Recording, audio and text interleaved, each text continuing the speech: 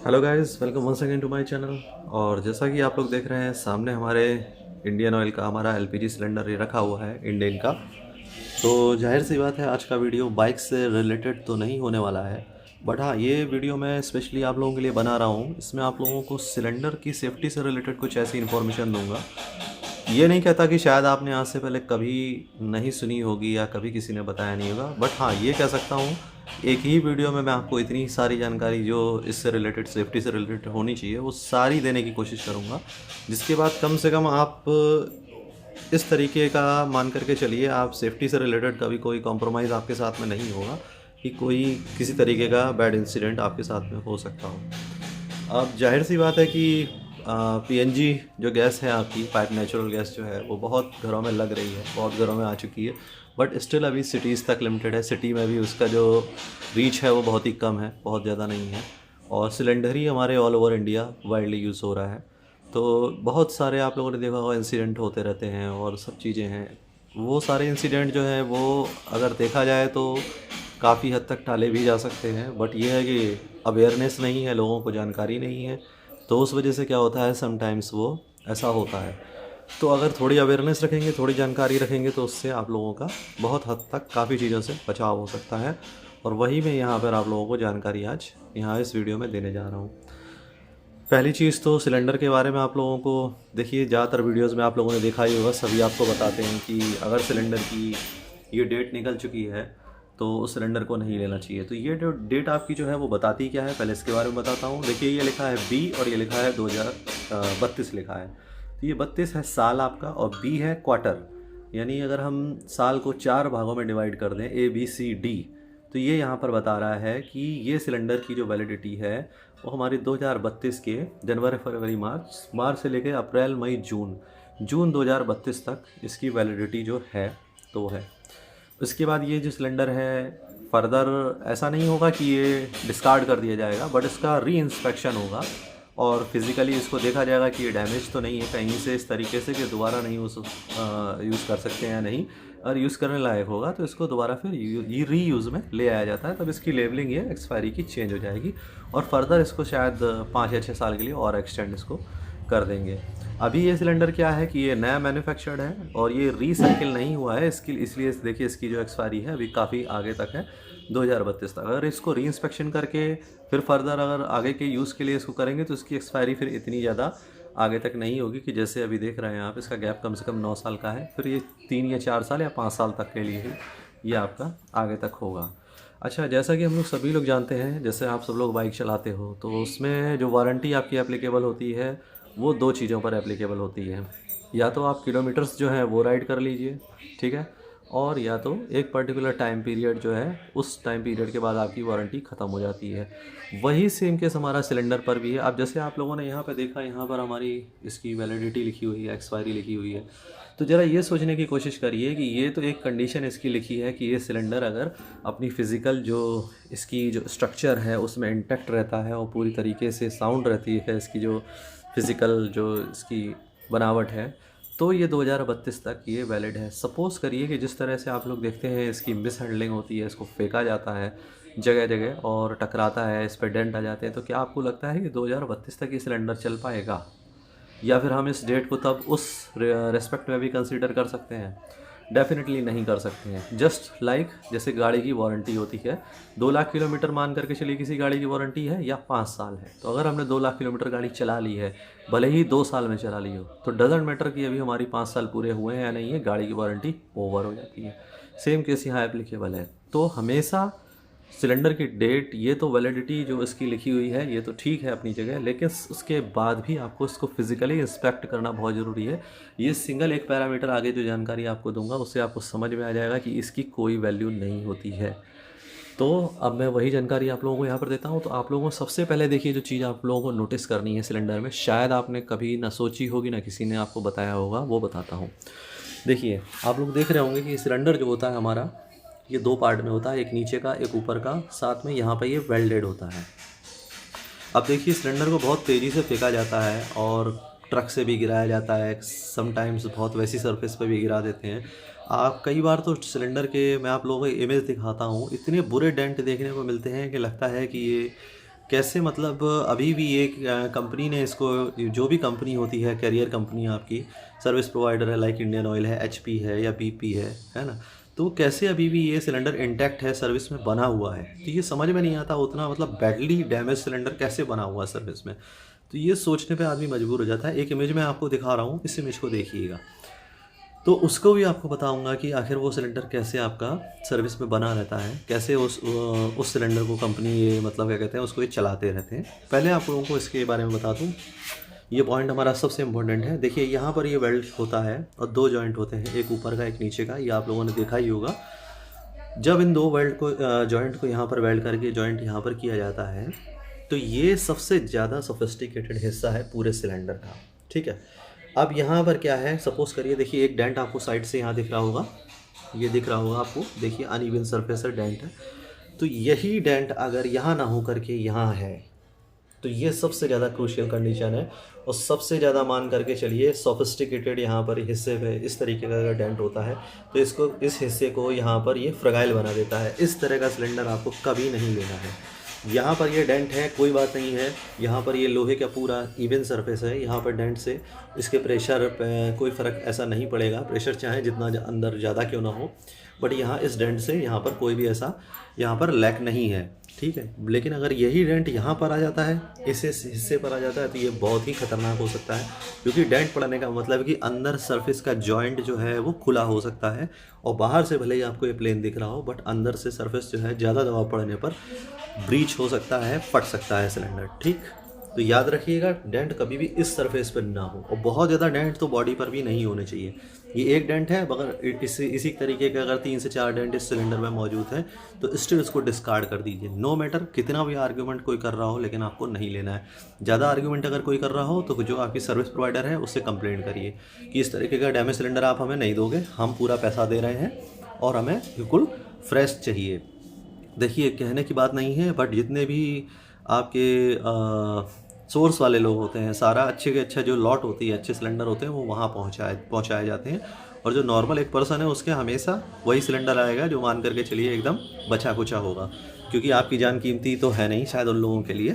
तो वो आप लोगों को खुद ही देखनी पड़ेगा कि हमारी जान हमारे लिए कीमती है, तो हमें खुद देखना है। देखिए साफ साफ यहाँ पर लिखा है कि डिलीवरी लेते समय सील की जांच और वजन की जांच करें। तो अब देखिए सील पर आ जाते हैं। अब सील में देखिए क्या होता है वो आप लोगों को बताता हूँ। देखिए यहाँ पर आप लोग देख रहे हैं, ये इसका वॉल्व लगा हुआ है। तो सबसे पहले क्या करना है, जैसे पानी से आप लोग इंस्पेक्ट करते हैं, तो आप लोगों को पानी के जो बबल्स हैं वो यहाँ पर इसकी गर्दन में देखनी है, जहाँ पर वॉल्व जुड़ा हुआ है। बहुत कीनली ऑब्जर्व करिएगा, बिल्कुल एक नीडल बराबर भी बबल यहाँ से निकलना नहीं चाहिए। किसी भी तरीके से उसको बिल्कुल भी एक्सेप्ट मत करिएगा। अगर एक सुई के बराबर भी, नोक के बराबर भी बबल यहाँ से निकल रहा है, आई रिपीट, सुई की नोक के बराबर भी बबल यहाँ नेक से नहीं निकलना चाहिए। ये सबसे ज़्यादा, ये जो बॉडी के बाद अगर सिलेंडर का दूसरा क्रूशियल पॉइंट है तो वो ये है, यहाँ पे कोई भी बबल नहीं होना चाहिए एट एनी कॉस्ट, क्योंकि ये फिर मान करके चलिए बहुत फ्रगाइल कंडीशन होगी। और इसमें मान के चलिए कि अगर कुछ हेर फेर होता है तो फिर भगवान ही बचा सकता है आपको और कोई नहीं। तो यहाँ कोई बबल नहीं होना चाहिए। यहाँ पानी नेक के चारों तरफ अच्छे से बिखरा करके, पूरा चारों तरफ लाइट में अच्छे से देखिए कि जरा भी, पूरा आराम से देखिए। उनके पास अच्छा खासा टाइम है आपको देने के लिए। अगर आप कहेंगे तो वो चाहे जितना बोलेंगे नहीं, उन्हें जाना है जल्दी, कुछ नहीं, हमें देखना है, हम तभी लेंगे, ठीक है। बहुत अच्छे से यहाँ पानी डाल करके देखिए, जरा भी कहीं कोई बबल बिल्कुल भी नहीं दिखाई देना चाहिए, तब आपको इसको एक्सेप्ट करना है। अब ये 2 पॉइंट अगर आपने सिलेंडर में नोटिस कर लिए हैं, तो ये मान करके चलिए कि फिर आपके सिलेंडर में बहुत ही ज़्यादा ऐसी कोई हैज़र्डस कंडीशन नहीं हो सकती कि वो लाइफ थ्रेटनिंग हो। ऐसा कोई पॉइंट अब यहाँ पर बचता नहीं है, जितना अभी तक हम लोग अभी वीडियो में देख चुके हैं। अब आगे का आपको बताता हूँ कि स्टिल आप लोगों को कौन सी चीज़ें यहाँ पर कंसिडर करनी है। देखिए यहाँ अंदर आपको दिख रहा होगा एक रबर का वॉल्व होता है, ठीक है। रबर के वॉल्व के अंदर एक आपका ये वाला एक, सॉरी रबर के तो आप सील कह सकते हो, ये वॉल्व अंदर आपका एक आपको दिखाई दे रहा है, ये वॉल्व होता है। जब ये वॉल्व प्रेस होता है रेगुलेटर से, रेगुलेटर की पिन इसको प्रेस करती है, तब हमारी गैस बाहर आती है और रेगुलेटर के थ्रू गैस सिलेंडर में, उसमें सॉरी गैस चूल्हे में हमारी जाती है। तो अब होता क्या है दोस्तों, देखिए बहुत बारी आप लोगों ने देखा होगा कि इसमें से आपका लीकेज सबसे ज़्यादा आप लोगों को देखने को मिलता है। थोड़ा बहुत लीकेज, हालांकि कोई लाइफ थ्रेटनिंग नहीं है, बट स्टिल ये क्या है कि देखिए प्रॉब्लम पैदा कर सकता है। ऐसा मेरे साथ भी एक बार हो चुका है बहुत पहले, जब मुझे बहुत कोई ख़ास जानकारी इस बारे में नहीं थी। तो यहाँ पर वो लोग क्या करते हैं कि जैसे आपने पानी मान लीजिए चेक किया, यहाँ पे बबल निकल रहे हैं, जिसको ठोक देते हैं, जिससे क्या होता है वाल्व थोड़ा सा लूज़ होता है, अपनी जगह बैठ जाता है। फिर जैसे ही आप इसको दोबारा सिलेंडर को लगाओगे अपने रेगुलेटर में, तैसे ही गैस दोबारा फिर इस वाल्व से लीक करने लग जाएगी, क्योंकि वो अपनी जगह से डिस्प्लेस फिर हो जाएगा। इसका तरीका चेक करने का ये है कि पहले आप इसको चेक करिए पानी डाल करके, बबल नहीं दिखाई दे रहा है, उनसे बोलिए एक बार वाल्व को दबाइए, पेन से या किसी भी चीज़ से आप दबा सकते हो, ठीक है। वो कहेंगे कि आपसे अरे पेन से मत दबाया करिए, वाल्व ख़राब हो जाता है। ये सिर्फ नाटक है, इसलिए है कि आप ये अपना जो लीकेज है ये चेक नहीं कर पाएँ, ठीक है। तो वो आपको नहीं सुननी है बात। आप दोबारा डाल के फिर इसको वाल्व को प्रेस करवाइए पेन से, फिर दोबारा पानी को डाल करके देखिए। अगर अभी भी पानी आपका नहीं बबल मतलब निकलता है पानी में, तो दैट मीन ये आपका यहाँ पर ये हिस्सा हमारा पास हो चुका है, ठीक है। अब यहाँ से भी हमें कोई दिक्कत नहीं है। रबर वाला वॉशर है तो वो देखिए कोई ऐसी खास कंसर्न नहीं होता। अब देखिए होता क्या है कि ये हमारा वाल्व जो है ये लीक क्यों कर जाता है, उसका रीज़न आपको बताता हूँ। जैसे हमारे देखिए डोमेस्टिक जो हमारा रेगुलेटर होते हैं रेड कलर के, आपने देखा होगा, उसमें जब आप रेगुलेटर को ऑन करते हैं इस तरीके से नॉब को जो है ऑन करते हैं, देखा होगा आपने इतनी सी पिन खाली खाली आपकी बाहर आती है, ठीक है। अब जब यही सिलेंडर आपका कमर्शियल में यूज़ होने लग जाता है, तो जो कमर्शियल में रेगुलेटर यूज़ होते हैं उसमें पिन की कोई लिमिट नहीं होती, वो इतनी भी निकल सकती है और कितनी भी वो उसको खोल लेते हैं ज़्यादा गैस जलाने के लिए, कि जल्दी से जल्दी हमारा मतलब समोसे तल पाएँ, या जल्दी जल्दी कोई भंडारा हो रहा है उसमें पता चला लगा है सिलेंडर, और जल्दी जल्दी मतलब ज़्यादा गैस निकले तो हम काम तेज़ी से कर पाएँ, उसमें अमाउंट बढ़ाने के चक्कर में उस रेगुलेटर को खोल देते हैं। उससे होता क्या है, जो वाल्व स्प्रिंग इसके अंदर आपकी लगी हुई है यहाँ पर, इसकी क्या कहते हैं, ये जो हमारा है पूरा सिस्टम जो है वाल्व का, इसमें वाल्व स्प्रिंग एक होती है, ठीक है। वो वाल्व स्प्रिंग जब डैमेज हो जाती है तो ये वाल्व जब एक बार दबता है तो पूरे फोर्स से ऊपर की तरफ नहीं आ पाता, इसी वजह से यहाँ से लीकेज होने लगता है, ठीक है। तो इसका सबसे बड़ा रीज़न जो है लीकेज का, जो मैंने आपको बताया, वो है इन डोमेस्टिक सिलेंडर्स का कमर्शियल में यूज़ होना। तो ये चीज़ भी आपको चेक करनी है, कैसे चेक करनी है मैंने आपको बता दिया है। अब आते हैं दूसरी चीज़ पर कि बहुत बारी सिलेंडर हमारा वेट में कम निकलता है। तो देखिए यहाँ आपको अक्सर जो है सील जो है सिलेंडर में ज़रूर मिलेगी, और सील हटाने के बाद वो लोग अपना चेक कराते हैं। आप कहेंगे कि अरे सील तो लगी है, वेट कैसे कम हो सकता है, लेकिन आप लोगों को अभी इनका खेल नहीं मालूम है, और इसीलिए आपका अपना मतलब जो है अपनी तरफ से इंस्पेक्शन करना आपका बहुत ज़रूरी है। एक वेइंग मशीन लीजिए, पूरा इसको सिलेंडर को वेट करिए, वेट एकदम सही निकलना चाहिए। और गारंटी देता हूँ कि सील लगी होने के बावजूद 10 में से 6 सिलेंडर आप चेक करोगे, कम से कम 1 से 1.5 किलो तक, और कभी कभार तो 2 किलो तक आपको वेट जो है इसमें कम मिलेगा। पक्की बात है, मानी हुई, इसीलिए वेट करवा करके लीजिए। अब वेट करने में एक चीज़ ध्यान रखिएगा, देखिए सिलेंडर में क्या होता है, जैसे 15.5 kg है इसका सिलेंडर का वेट है, ये सिलेंडर का वेट है, ठीक है। और जो गैस का वेट होता है वो ऑलवेज़ आपको 14.2 ही मिलेगा। कोई सिलेंडर 15.5 मिलेगा, कोई 15.6 मिलेगा, कोई 7, कोई 8। तो समटाइम्स 29.7 से लेके 30.1 तक आपको इसमें सिलेंडर का ओवरऑल जो ग्रॉस वेट है वो मिल सकता है, बट गैस आपकी 14.2 ही kg रहेगी। तो इस वेट के अकॉर्डिंग गैस का वेट देख लीजिए, उसको घटा लीजिए, और टोटल सिलेंडर का जो वेट है उसमें ऐड करके उसमें अपना देख लीजिए कैलकुलेशन करके कि वेट पूरा है हमारा या नहीं है। इसके लिए अच्छा सा कांटा एक रख लीजिए और एक जगह फिक्स कर लीजिए जहां आप आराम से इसको होल्ड करके कर पाएँ, क्योंकि देखिए सिलेंडर में एलपीजी गैस जो होती है वो आपकी लिक्विड फॉर्म में होती है और वो हिलता रहता है, तो सिलेंडर का वेट सही नहीं आता। तो इस तरह से चेक करिए कि आराम से वो थोड़ी देर एकदम रुक जाए, तब आपका जो एक्यूरेट वेट है वो निकल करके आ जाएगा। और वेट मैंने आपको बताया ही कि 15.5 भी है, और इसके अलावा अलग अलग वेट होते हैं। आपको सिर्फ 14.2 से मतलब होना चाहिए और टोटल वेट आपका मैच कर जाना चाहिए। जैसे 14.2 और 15.5 को ऐड करेंगे तुम्हारा 29.7 आएगा। एक चीज़ और भी बता देता हूँ कि अगर जैसे आप लोगों ने, हाँ हमारी बात चल रही थी कि सिलेंडर जो है किस तरीके से इतने डैमेज सिलेंडर ये लोग अपने उसमें बनाए रखते हैं। तो देखिए एक चीज़ मैं आपको बता दूं, अब देखिए इस फील्ड की अंदर, इससे अंदर का इनका क्या सिस्टम है वो तो मुझे नहीं मालूम, बट मैंने नोटिस किया है कि इस तरह के सिलेंडर जो शायद एक्सपायरी हो भी गए होते हैं, बट ये लोग किसी तरह से उनको चला रहे होते हैं, तो उनका जो कलर है वो कलर आपको एकदम अलग सा मिलेगा, एकदम इवन कलर नहीं मिलेगा। ऐसा साफ महसूस होगा आपको कि उसमें जो कलर है अलग से लगाया गया है। और ये जो देखिए इतना क्लियर लिखा हुआ है ना, इसमें आपको शार्पनेस नहीं मिलेगी।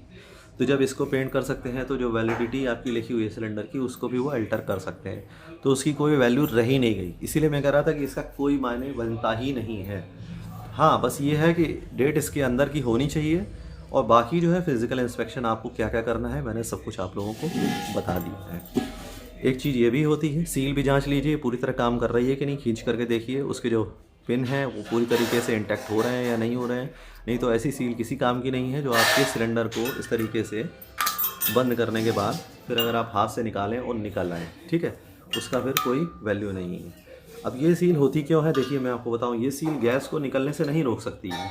ये सील सिर्फ और सिर्फ इसलिए होती है कि कोई आग वाली कोई चीज़ कभी भी डायरेक्टली सिलेंडर के वॉल्व के यहाँ पर संपर्क में ना आए, इसका सिर्फ और सिर्फ इस्तेमाल ये है। क्योंकि अंदर देखिए कोई भी रबर वॉशर नहीं है, कुछ नहीं है जो कि गैस को लीक होने से रोक सकता हो, तो सिर्फ और सिर्फ इसका यूज़ ये है। और इन केस मान करके चलिए, एक चूल्हे जो आपका गैस चूल्हा होता है वो आप यूज़ करते हैं, उससे रिलेटेड भी आपको एक चीज़ बता देता हूँ। बहुत बारी क्या करते हैं लोग, गैस खत्म हो जाती है सिलेंडर को उल्टा कर देते हैं, ठीक है। तो देखिए कुछ वेस्ट मटेरियल भी सिलेंडर के अंदर होता ही है गैस फिलिंग में। जो गैस का लिक्विड जो है जो न्यूट्रल फॉर्म में होता है बच जाता है, वो आपके चूल्हे में भर जाएगा इसको उल्टा करने से। फिर आप अगर जलाएंगे तो चूल्हा जो है वो लॉक आपका मान करके चलिए एक तरीके से कहीं ना कहीं से गंदा हो सकता है, और मतलब क्या बोलना चाहिए, उसमें स्लज इकट्ठा हो सकता है, क्लॉग हो सकता है, ये चीज़ें हैं। तो ऐसा करने की आवश्यकता नहीं है। सिलेंडर जब ख़त्म है तो फिर ख़त्म है, उसको थोड़ा बहुत गैस निकल भी आएगी उल्टा पुल्टा करने से, उसका कोई फ़ायदा नहीं है। रीफिलिंग अगर आप जहाँ से कराते हैं तो रीफिलिंग जहाँ भी जिस तरीके से मान करके चलिए अगर करा रहे हैं तो वहाँ पर भी देख लीजिए कि पूरी तरीके से इक्विपमेंट जो है वो कंपेटेबल होने चाहिए, लोकल नहीं होने चाहिए, और एक एक्सपर्ट जो हो वही बंदे से कोई काम अगर हो तो कभी करवाइएगा। किसी भी अनट्रेंड आदमी से ना तो गैस चूल्हे को ना ही सिलेंडर को कभी हैंडल मत कराइएगा, ठीक है। क्योंकि उसमें भी कुछ पार्ट्स ऐसे होते हैं कि अगर आपने किसी अनट्रेंड आदमी से हैंडल करा दिए, फिर अगर मान करके चलिए इन फ्यूचर अगर कोई प्रॉब्लम हुई तो फिर आप किसको रिस्पॉन्सिबल ठहराएंगे। तो हमेशा थोड़ा पैसा ज़्यादा खर्च होगा बट ट्रेंड आदमी से ही ये काम करवाइएगा, ठीक है। और इसमें बाकी ऐसा तो कुछ नहीं है बताने लायक, बट ख़ास तौर से जैसे चूल्हा वगैरह के बारे में मैंने आपको बताया, उसमें भी ज़रूर ध्यान रखिएगा, उसमें भी लोग बहुत धोखा खाते हैं। और ये ओवरऑल इन्फॉर्मेशन थी, आई होप सो कि इसमें ऐसा कुछ बचा नहीं होगा जो अब इसमें बताने लायक है। स्टिल अगर कोई क्वेश्चन हो तो पूछिएगा, और होप सो ये जानकारी आप लोगों को ज़रूर काम आएगी। वीडियो थोड़ा लेंथी ज़रूर हुआ है बट इसमें देखिए सारी इन्फॉर्मेशन अगर दी जाएगी तो वीडियो की लेंथ तो बढ़ेगी। अब उसको शॉर्ट में बनाने के चक्कर में मैं ऐसा तो है नहीं कि कोई इन्फॉर्मेशन जो है मिस कर दूँ, क्योंकि मुझे व्यूज़ से यहाँ मतलब नहीं है। यहाँ मुझे मतलब है कि कोई इन्फॉर्मेशन अगर किसी के काम आ रही है तो ये बहुत बड़ा डिफरेंस हो सकता है किसी चीज़ के लिए, ठीक है। तो गाइस नेक्स्ट वीडियो में फिर मिलते हैं एज़ यूजुअल, हमारा जो आता है बाइक से और मेंटेनेंस से related. Till then take care of yourself, see you guys, bye. एक इन्फॉर्मेशन थोड़ी गाइस मिस हो गई थी, आप लोगों को एडिट करके और बता दे रहा हूँ। जैसे ये रेगुलेटर है, इससे रिलेटेड एक इन्फॉर्मेशन जरूरी है। देखिए यहाँ रेगुलेटर में आपको ऊपर एक होल नज़र आ रहा होगा इस जगह पर, ठीक है। तो जब कभी भी जैसे आप गैस सिलेंडर लगा रहे हैं, तो जैसे आपने मान करके चलिए कि अभी आपने फर्स्ट टाइम रेगुलेटर लगाया है तो लाइन में कोई गैस बची नहीं होती है। तो जब आप इसको ऑन करेंगे तो इसके आगे हाथ लगा करके देखिएगा, आपको प्रेशर से थोड़ी सी गैस रिलीज़ होती हुई दिखाई देगी, आपके हाथ में फील होगी। तो ये अगर आपको फील हो रही है दैट मीन आपका रेगुलेटर जो है सही काम कर रहा है। और अगर इनकेस मान करके चलिए ये गैस आपको नहीं महसूस हो रही है, ठीक है, तो ये समझ लीजिए कि कहीं ना कहीं रेगुलेटर में कुछ फंसा हुआ है या क्लॉग्ड है, तो उसको थोड़ा सफाई की ज़रूरत है। हाँ ये याद रखिएगा, लाइन में पहले से गैस नहीं होनी चाहिए। अगर पहले से गैस होगी फिर आप ऑन करेंगे तो यहाँ आपको ये प्रेशर जो है निकलता हुआ नहीं महसूस होगा। पहले सारी गैस लाइन की निकाल दीजिए, सिलेंडर का रेगुलेटर बंद करके फिर जब ऑन करेंगे तो आपको ऐसा महसूस होगा। एक सेकंड के लिए मैं आप लोगों को आवाज़ करके दिखा देता हूँ। देखिए अभी क्या है कि पहले मैं गैस बंद कर रहा हूँ यहाँ पर, ठीक है, और देखिए इसको ऑन यहाँ पर बंद कर दे रहा हूँ, ठीक। अब देखिए इसको ऑन करता हूँ यहाँ पर, तो देखिए कोई आवाज़ यहाँ पर आपको नहीं सुनाई दे रही है, देखिए नहीं सुनाई दी, ठीक। अब देखिएगा मैं सिलेंडर की जो सारी गैस है उसको मैं बाहर निकाल दे रहा हूँ, ठीक है। अब जब ऑन करूँगा तो इसकी आवाज़ जो है वो आप साफ साफ सुन सकते हैं, ठीक है। अब सारी गैस निकल चुकी है। आप देखिए ऑन करूँगा, सुनिएगा, देखिए आप लोगों को आवाज़ सुनाई पड़ी होगी, ठीक है। और यहाँ जब हाथ लगाएंगे तो वो फील भी होगा आप लोगों को। तो ये चीज़ याद रखिएगा, बहुत ज़रूरी है।